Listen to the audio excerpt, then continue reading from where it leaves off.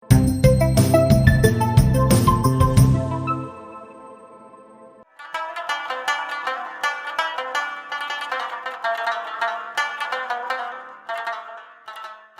د کابل ښار اړوند د چنداول کوڅه ده. په دې کوڅه کې له کلونو راهیسې د افغانستان یو شمېر هغه وچې میوې لکه جلغوزي، نخود، ممپلی، د لمرمخې دانې او یو شمېر نورې هغه چې پخېدو ته اړتیا لري په همدې ځای کې نینې یا پخېږي. په دې کوڅه کې محمد جان کاکا له تېرو 40 کلونو راهیسې جلغوزي او نخود د سوداګرو لپاره پخوي. نوموړی وایي چې له پلار او نیکه څخه همدا د وچې میوې د نینې کېدو کار ورپاتې دی او په همغه سنتي ډول سره یې اوس هم پخوي.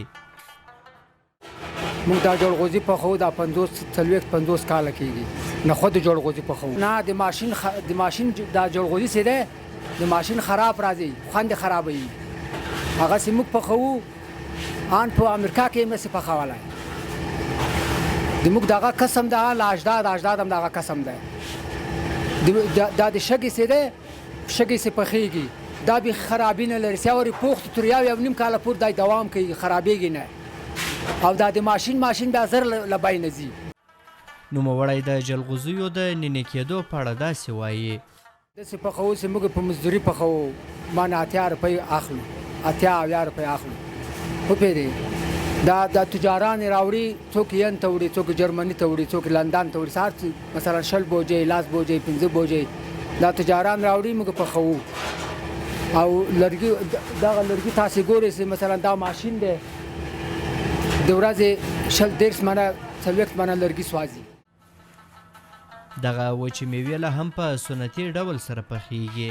کاروباریان یې وایي چې د دوی نینې کړې میوه د کیفیت له کبله خورا ښه نوم او خوږوالی لري او اوس بهر ته صادرېدونکې ټولې وچې میوې همدلته پخېږي او په خبره یې خلک یې په دې ډول سره نینې کړې میوې ډېرې خوښوي.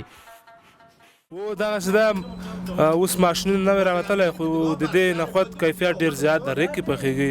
تقریبا دا 50 کاله 60 کاله دا د لومړنۍ دغه دودونه د هماغه رواج کې پخوو. تقریبا پلار هم تقریبا 40 کاله شاوخوا دغسې دغه کسب کړی، له پلار نه موږ ته پاتې شوی دغه.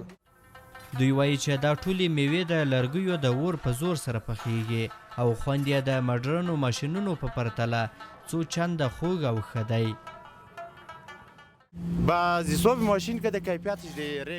د ماشین په پرتله په ریګ کې پخ کړې میوه کیفیت ډیر لري او موږ چې کوم جلغوزي پخ کړي په اروپا او نور هیوادونو کې بیا داسې چا نه دي پاخه کړي. موږ ورسره ډیره خواري کوو او ښه سم یې پخوو.